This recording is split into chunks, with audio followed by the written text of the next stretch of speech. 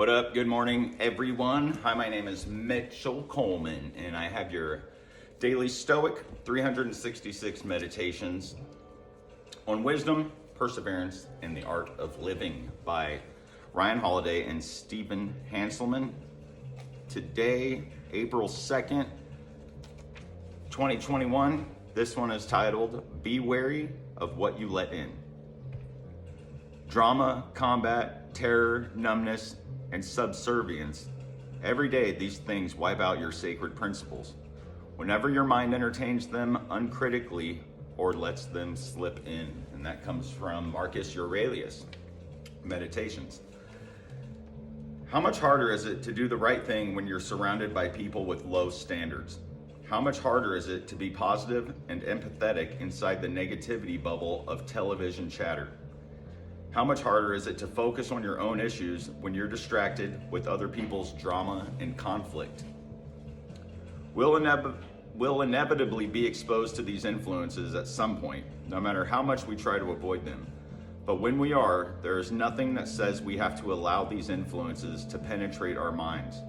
We have the ability to put our guard up and decide what we actually allow in. Uninvited guests might arrive at your home, but you don't have to ask them to stay for dinner. You don't have to let them into your mind. This one is really dope because this is just the way I live my life, and I try to. It's fun to realize these things, and they talk about a lot of this stuff in recovery, change your playground and playmates, and not just recovery. They talk about it with we end up being like the people we're surrounded by. And that's why it's really good to surround yourself with positive people, surround yourself and spend a majority of your time with people that are looking to better themselves and trying to succeed in life, and not spend all their time just kind of lollygagging around and not going after stuff. And I was just talking to my friend about it the other day, like how much time I wasted in my youth drinking and partying, and we'd just be sitting around talking about all these things that we're gonna do, we're gonna be this and do that, and it's just a bunch of, pipe dreams, but they're actually things we can do because we can achieve anything.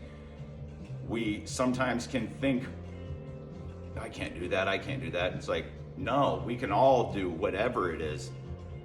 Everyone that's done something important. Not everyone's a genius, the odds of people being geniuses is pretty rare.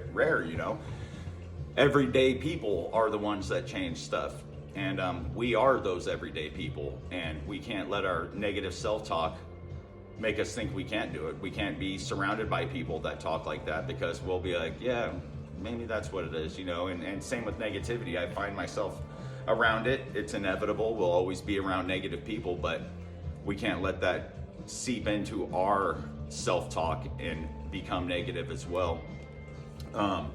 So we choose who we want to spend a majority of our time with, and really think about what are our goals. What are the goals that we want to do? What are the goals that we want to achieve? Also, in my journal, the Daily Stoic Journal that I highly suggest you get when you get the meditations, they just feed off each other. So you get to journal down your morning reflection and your evening reflection. So you get to sit and think about what you've read, write down how you take it in the morning, and then you think about it all day and you notice it, and then you write down at the end of the day how that helped you. And also in this has something for this week. It's what can go wrong might. We call the people who dwell on what might go wrong pessimists. Some even think that bad thoughts attract bad events. The Stoics found this all to be nonsense. In fact, they had a practice of premeditatio malorum, which means premeditation of evils. That specifically encouraged musing on the so-called worst-case scenario. Marcus Aurelius would begin his day thinking about all the ugliness he would see on display at court, not for the purpose of working himself up, but precisely the opposite. To calm and focus himself, to be prepared to act in the proper way rather than react. Seneca too practiced meditating in advance, not only about what normally happens, but what could happen. Epictetus went as far as to imagine losing a loved one every time he would kiss them. The Stoics believed all that we have is on loan from fortune, and that negative visualization helps increase our awareness of the unexpected. Don't shy away from this in your thoughts. And Marcus also says, when you first rise in the morning, tell yourself, I will encounter busybodies, ingrates, egomaniacs, liars, the jealous, and cranks.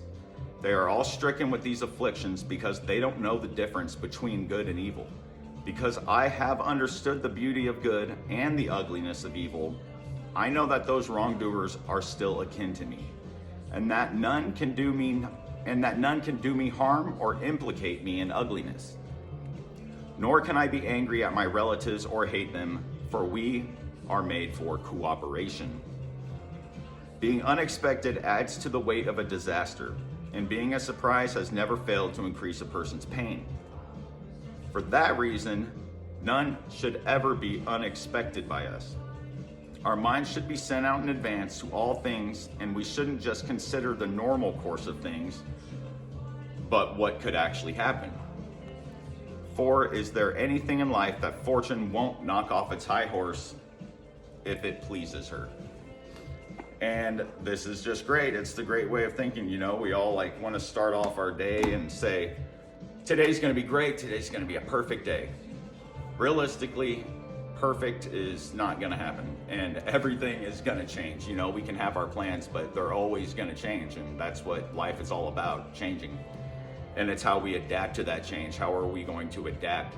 And that's what makes us so special as human beings, our talent to adapt, our talent to survive. When you look back in the history of things and the fact that we're even here, starting from way back, thousands of years ago, to where we are now, the different places in the world that people lived, they had to adapt to the weather, to what material they had to build their shelters and their hunting, their agriculture, and all that stuff. And it's our ability to adapt to situations. So these bad things that will happen and are going to happen are real. And I could totally get it when it said Epictetus saying he would go as far as to thinking that was the last time he was kissing someone he loved. Because I do think of these things, because death is normal and death is sad and death is hard. But we have to be realistic and know that we are all going to pass away, and not be sad or morbid about it, but appreciate all those moments that we have with all these people that we love, and not waste any time that we have on this short earth. And we can all do a lot of great things, and I really appreciate all you guys. I had a great day in my court program yesterday, and it was just so nice hearing the judge telling me, you know, you're doing a great job, and it really hyped me up to continue to grow and make videos like this. And if you guys know anyone, please send my videos to them, because I'm all about spreading this positivity and this message, and you know, sobriety and just proper ways of living, and having these goals to set and be chasing after it. It's really beneficial to our lives and to the world, really. And so please give me a like, please subscribe to my channel, and please go ahead and hit that notification button so you'll see whenever I update stuff. Not selling anything, just trying to sell hope, happiness, and recovery, and just love and peace and all the good stuff, you know. I just want to spread as much as I can on my short time on this earth, and we could all use a little help, and there's nothing wrong with that. I just love all you guys so much, and please check out these books, and I hope you have a great weekend. Happy Easter. Be safe, everyone. God bless. Bye.